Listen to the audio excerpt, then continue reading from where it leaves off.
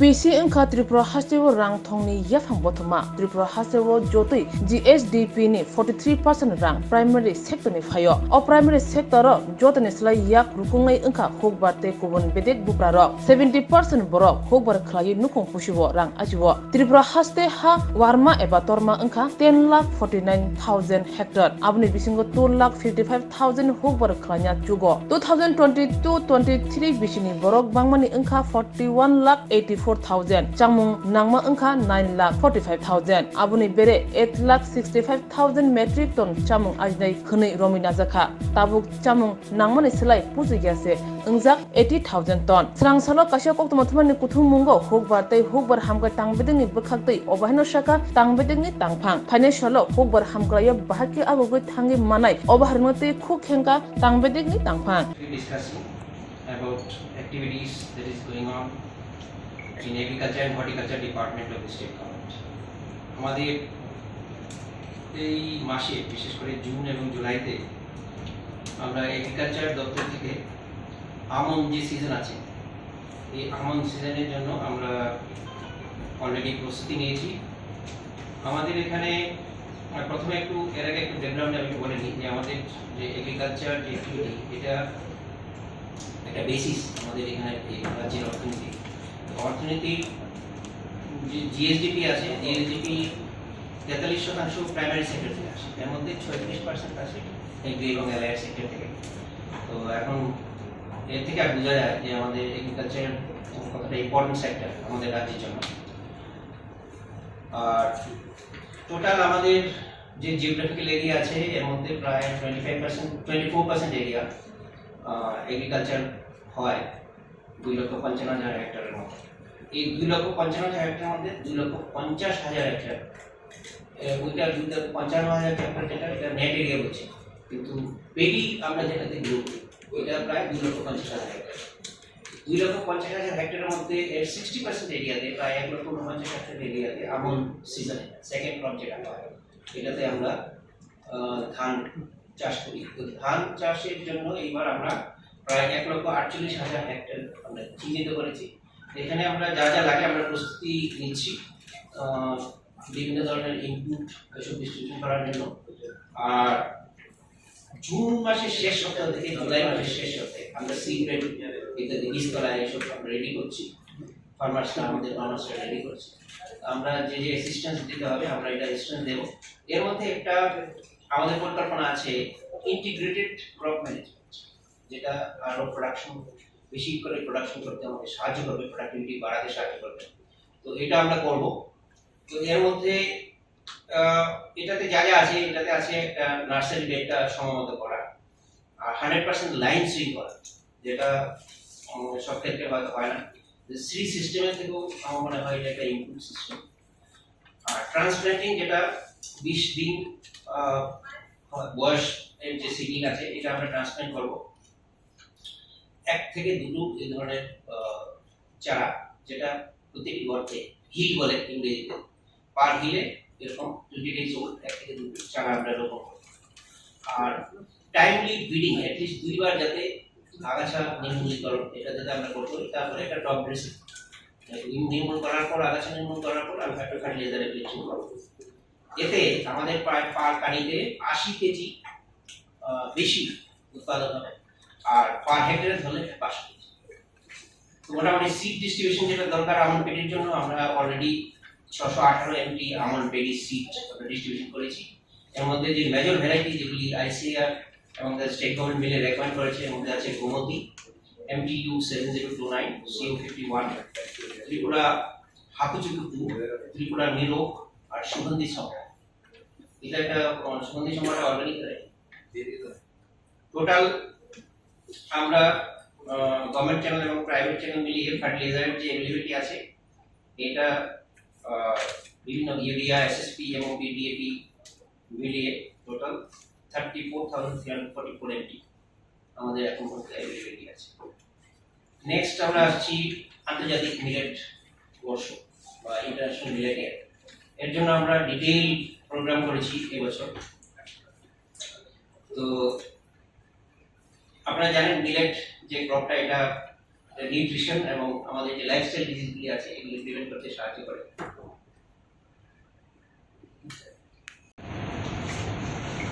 Horticulture point wise আমি বলছি আমাদের এই 2023-24 আমরা কি কি করব। এর মধ্যে আমরা অলরেডি কাজে হাত দিয়েছি, এরকম কিছু আছে। আমি এক এক করে বলছি। ফল চাষের আওতায় আমরা 030 হেক্টর এলাকা আমরা আনবো নতুন করে। এর মধ্যে এটা হচ্ছে এরিয়া এক্সপানশন।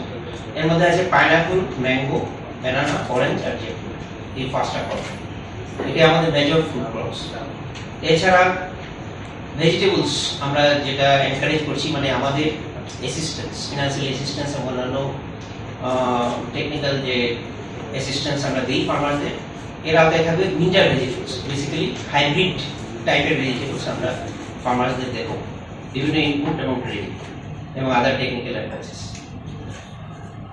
মশলা চাষ বা স্পাইসেস আমরা 400 হেক্টর এলাকাতে করব। এর মধ্যে থাকবে শুধু তিনটা ক্রপ। একটা হচ্ছে ব্ল্যাক পেপার বা গোলমরিচ, জিঞ্জার বা আদা, টার্মেরিক বা হলুদ। এই তিনটে ক্রপই আমরা 400 হেক্টর এলাকাতে করতে যাচ্ছি।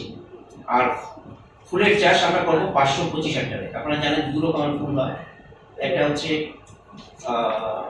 ফিল্ডে, ওপেন ফিল্ডে যেটা হয় এটা, আর কিছুটা এক্সোটিক ভ্যারাইটি আছে যেটা আমরা প্রোটেক্টেড স্ট্রাকচারে করি।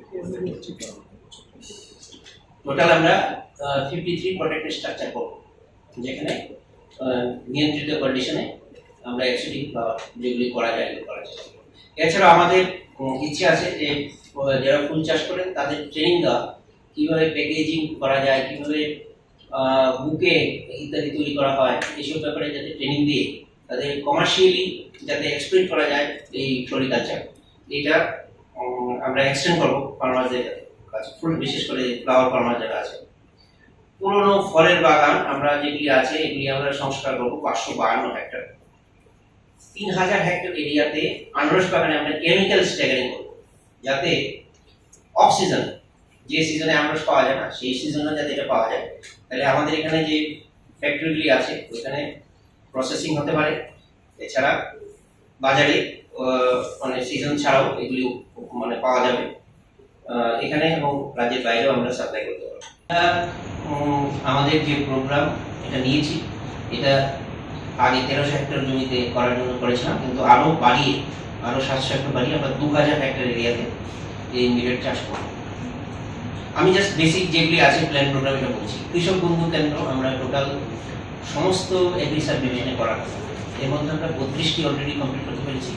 এগুলি যাতে প্রপারলি ইকুইপ হয়, যেরকম মিনি সয়েল টেস্ট ইকুইপমেন্ট এখানে যদি আমরা দিতে পারি, আমরা সবগুলিতে দেওয়ার চেষ্টা করছি। এবং সেই সঙ্গে ট্রেনিং এর ব্যবস্থা থাকবে প্রত্যেকটি কৃষক বন্ধু কেন্দ্রে, এবং ডেমনস্ট্রেশন, লাইভ স্পেসিমেন আমরা ওখানে দেবো, যাতে প্রপার ট্রেনিং ফার্মারদের দেওয়া যায়। ফার্মার্স ডেটাবেস, ডিজিটাল এগ্রিকালচার বা এগ্রিস্টেকের অন্তর্গত একটা কম্পোনেন্ট আমরা এটা তৈরি করার চেষ্টা করছি। এটা সার্ভে চলছে। আমি এটার সম্বন্ধে একটু বিশদ করে, মানে বেশি না, আমি 2-3 মিনিট দেবো। এটাতে আমাদের ফার্মার্সদের আমরা জানিয়েছি, এটা আবারও আমি এখানে এই ফোরামে জানাতে চাই যে ফার্মার্সরা এটা অ্যাভেল করতে এবং রেজিস্ট্রেশন যদি করে তাহলে তাদের যে ভবিষ্যতে যে স্কিমেটিক যে বেনিফিটগুলি আছে এগুলি তারা এই রেজিস্ট্রেশনের মাধ্যমেই পাবে। সুতরাং প্রত্যেক ফার্মারই যাতে এটাতে রেজিস্ট্রেশন করে, এগিয়ে আসে। আমাদের সার্ভে ইতিমধ্যে চলছে, সংস্থা আছে। তো এটা আমি ফার্মারদের কাছে আমি এটা আপিল করছি ডিপার্টমেন্টাল সেক্রেটারি, এবং আমি আশা করব যে সমস্ত ফার্মার যারা এলিজিবল, ল্যান্ড রেকর্ড যাদের আছে তাদের, বা অ্যানসেস্ট্রাল ল্যান্ড যাদের আছে, বা আরওএফআর অন্তত যে ফার্মার্সরা যাদের ফরেস্ট আইনের তাদের পাট্টা দেওয়া আছে, তারা সবাই এটাতে অ্যাপ্লাই করতে পারে।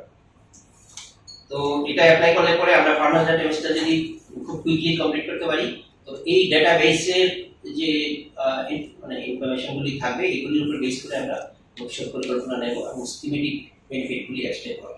একটু হর্টিকালচার প্রমোট করার চেষ্টা করছি। এখানে আমরা ডুয়ার্ফ কোকোনাট, এরেকানাট, লেমন, ম্যাঙ্গো এবং ব্যানানা, এই কিছু ক্রপ আমরা 2000 ফ্যামিলিকে ডিস্ট্রিবিউট করবো। Within a period of next 4 years. তো এটা এই বছর থেকে চালু হবে। এই মোটামুটি আমাদের বডি এবং অ্যাক্টিভিটি। আমি রিকোয়েস্ট করবো আমাদের যে ডাইরেক্টর এগ্রিকালচার ও হর্টিকালচার আছে, কোনো এডিশনাল পয়েন্ট যদি মিস হয়ে থাকে, যদি থাকে তাহলে ওনারা এটা আপনাদের সামনে। আর ওয়াটার এরিয়াস করা হবে 250টি। মাশরুমের যে স্পন, এটা আমরা 1,20,000 আমরা টার্গেট করেছি, এই স্পন প্রোডাকশন করব।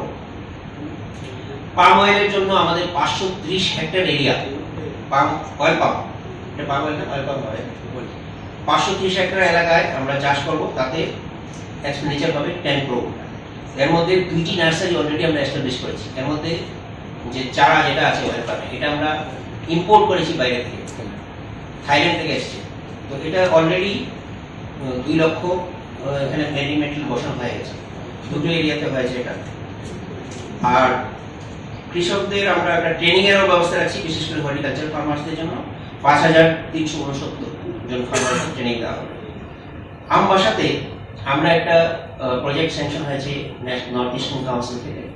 এটার প্রজেক্ট কস্ট হবে 3.88 crore। আমরা একটা ইন্টিগ্রেটেড প্যাক হাউস করতে যাচ্ছি, যেটা আপনারা দেখেছেন নারী ছড়াতে একটা আছে। এর থেকেও আমরা আশা করি এক্সপেন্ডিচার তো একটু বেশি আছে, আমরা চেষ্টা করবো এর থেকেও ইমপ্রুভ কোয়ালিটির ইন্টিগ্রেটেড প্যাক হাউস করা যায়। এগুলির মাধ্যমে আমরা আগেও বলেছি যে এক্সপোর্ট করতে যেসব প্রিপারেশন লাগে, প্রাইমারি অ্যাক্টিভিটিস যেগুলি করতে হয়, যাতে এটার শেলফ লাইফ ইনক্রিজ করে, এটা কিন্তু আমরা এনশিওর করতে পারবো এই ইন্টিগ্রেটেড প্যাক হাউসে করা। তো এটাতে আমবাসাতে করা হবে, যাতে দুটো ডিস্ট্রিক্ট, স্পেশালি ঊনকোটি এবং থালাই, এই দুটো ডিস্ট্রিক্টের ফার্মাররা যাতে এর ফ্যাসিলিটি নিতে পারে। বীরচন্দ্র মনু বা সাউথ ত্রিপুরায় আমরা ওখানে একটা সেন্টার অফ এক্সেলেন্স রয়েছে। ওখানে এটা 3.99 crore এখানে খরচ হচ্ছে। আমরা জুন মাসের মধ্যে সমস্ত কাজ এটাতে কমপ্লিট করব। আর মানে এই মাসের মধ্যে এখানে আমরা যে ক্যাপাসিটি রাখছি, এতে 10 লক্ষ প্ল্যান্টিং মেটেরিয়াল পার ইয়ার সাপ্লাই করা যাবে। তো সেই ব্যবস্থা এখানে থাকবে। এছাড়া নর্থ ইস্টার্ন কাউন্সিল থেকে তাদের স্যাংশনে আমরা সোলার পাওয়ার যে ওয়াটার পাম্প, এগুলি আমরা 44টা অর্চার্ডে, গভর্নমেন্ট অর্চার্ডে আমরা এস্টাবলিশ করতে যাচ্ছি। এখানে প্রজেক্ট কস্ট হচ্ছে 1.76 crore। মুখ্যমন্ত্রী স্বনির্ভর পরিবার যোজনা, এটা জানেন আপনারা, এটা অনগোয়িং স্কিম, এটা চলছে, এটা হচ্ছে থার্ড ইয়ার ইন রানিং। আর এই থার্ড ইয়ারে আমরা 1 লাখ কৃষক পরিবারকে আমরা কভার করব, এবং আমরা বেসিক্যালি সবজি এবং ফলের চারা দেব।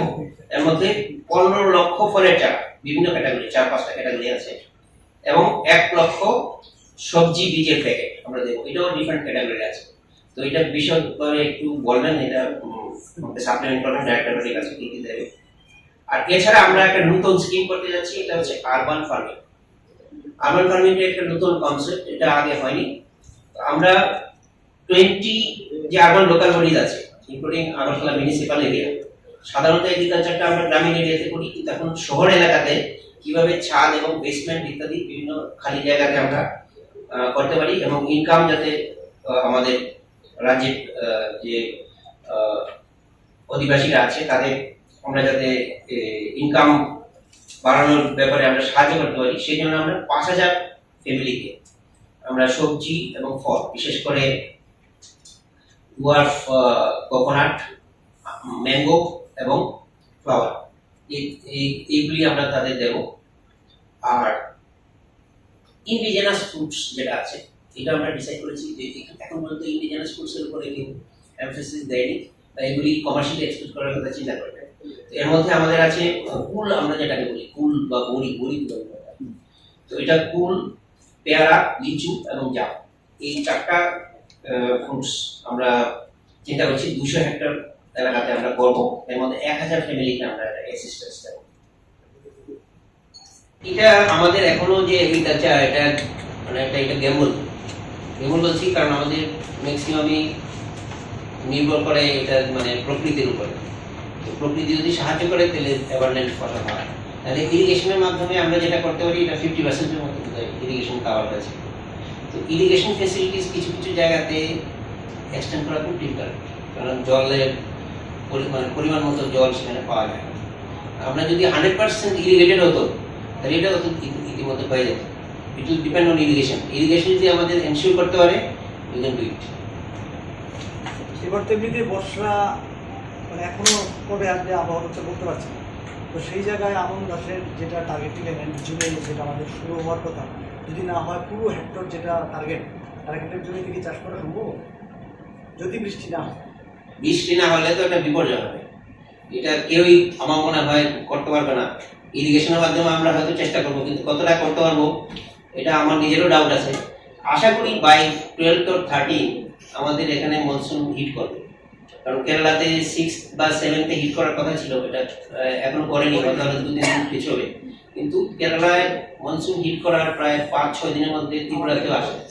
সুতরাং আমার মনে হয় আমাদের এখানে 12-13 তারিখ 13-14 তারিখ মনে হয় এটা এসে যাবে। মনসুন একবার আসলে আমার মনে হয় আমন ধানের জন্য খুব ভালো। আমাদের এখন টোটাল চাষযোগ্য যদি চাষের মানে জল সেচের আওতায় কতটা আছে? 50% এর মতো আছে। 50% 1,19,000 আগে ছিল, এটা তো আমরা বলতাম 4,72,000, কিন্তু এখন যে কনসেপ্ট ডেফিনিশন যেটা পাঠালে এটা হচ্ছে যে তাদের নিজস্ব ল্যান্ড রেকর্ড থাকতে হবে। ল্যান্ড রেকর্ডের মধ্যে আমরা ইনক্লুড করেছি যারা ফরেস্ট রাইট অ্যাক্টে যাদের পাট্টা আছে তারাও থাকবে। তো পিএম কিষানে যেটা অন্তর্ভুক্ত হয়েছে এটা প্রায় 2,47,000 মতো। বাকিটা আমার মনে হচ্ছে শেয়ার করবার, এরা নিজের জমিতে চাষ করে না, অন্যের জমিতে চাষ করে। ল্যান্ড রেকর্ড না থাকলে আমরা তাদের ফার্মার বলবো না। এখন আমরা যে সার্ভের কাজটা শুরু করেছি বা যেটা চলছে, এটাতে আমরা এখন পর্যন্ত রেজিস্ট্রেশন হয়েছে 1,30,000 মতো। এই কাজটা চলছে, বাই জুন এন্ড আমরা বুঝতে পারবো এক্স্যাক্টলি কত ফার্মার্সদের কাছে ল্যান্ড রেকর্ডস আছে ইনক্লুডিং পাট্টা। এটা আশা করি 2,47,000 থেকে একটু বেশি হবে। কত হবে এটা সার্ভেটা কমপ্লিট না করলে আমি ঠিক বলতে পারবো না। তো let us complete the survey and tell you the exact figure. Thank you. 60টা পদের জন্য এটার জন্য অ্যাকচুয়ালি রেসপন্সিবল আমরা না। আমরা যে অ্যাডভার্টাইজমেন্ট দিয়েছিলাম এখানে আমরা মানে সরকারের আইন অনুসারে রুল অনুসারেই আমরা দিয়েছি, রিক্রুটমেন্ট রুলস অনুসারে। এখন একটা কোশ্চেন এসেছে ভেটেরিনারি ডিপার্টমেন্ট থেকে যে তারা এখানে পিআরটিসি যেটা আছে রাজ্যের এটা প্রেফারেবল বলেছে, একটা এরকম একটা ভেটেরিনারি অফিসার নিয়োগের ব্যাপারে। তো সেই সঙ্গে আমাদের এখানে আবার রিকোয়েস্ট আসলো যে পিআরটিসি যেটা এটা ইনক্লুড করলে ভালো হবে অ্যাজ এ প্রেফারেন্স। আমরা তো বলতে পারি না, কারণ এটা ফেডারেল কান্ট্রি, এখানে সমস্ত সিটিজেনই করতে পারে provided they fulfil the terms and condition. তো আমরা এইভাবে বলতে পারি না যে এখানে সিটিজেনই এটা চাকরি পাবে, এখানে বাইরের সিটিজেন করতে পারবে। যদি তারা এখানে ভাষা বলতে পারে অথবা তার রিকুইজিট কোয়ালিফিকেশন থাকে, রিক্রুটমেন্ট রুলস স্যাটিসফাই করে, তাহলে from anywhere in the country Indian citizen can apply. তো এটা এখন পিআরটিসি একটা প্রেফারেন্স হিসেবে একটা ক্লজ আনা যায় কিনা সেই জন্য আমরা ফাইল প্রসেস করেছি। We have told them to call for something. তো এটা গভর্নমেন্টের ডিসিশন অনুসারে আমরা টিপিএসসিকে আমরা কমিউনিকেট করবো। যদি এটা একটা প্রেফারেন্স হয় দেন উইল কমিউনিকেট ইট। তো এই প্রেফারেন্স অনুসারে যারা অ্যাপ্লাই করবে ওরা অ্যাপ্লাই করতে পারবে। তাহলে সুদীপটা করবো না চিঠির পর কাজ করবো? I don't want to name or একমাত্র চিঠি রেফারেন্স আমি দিতে চাই না। আমরা যেটা কাজ করছি না, আমার মনে হয় না এই ধরনের রেফারেন্স আমরা পাই। আপনি যেটা বলছেন এটা আমরা ভেটেরিনারি ডিপার্টমেন্টের একটা ব্যাপার, একটা পার্টিকুলার অ্যাসোসিয়েশন আমাদের কাছে এনেছিল, এটা আমাদের রেজিস্ট্রারের কাছে এনেছিল। তারপরে এটা গভর্নমেন্ট লেভেলে ডিসকাশন হয়। এখন এটাও মানে ডিসকাশনের পর্যায়ে আছে। We have already process this matter. Once the decision is taken will communicate it to this. Next প্রক্রিয়াটা কবে শুরু করতে পারে? এই তো ডিসিশন নিলেই আমরা প্রায় ফাইল অলরেডি প্রসেস করেছি।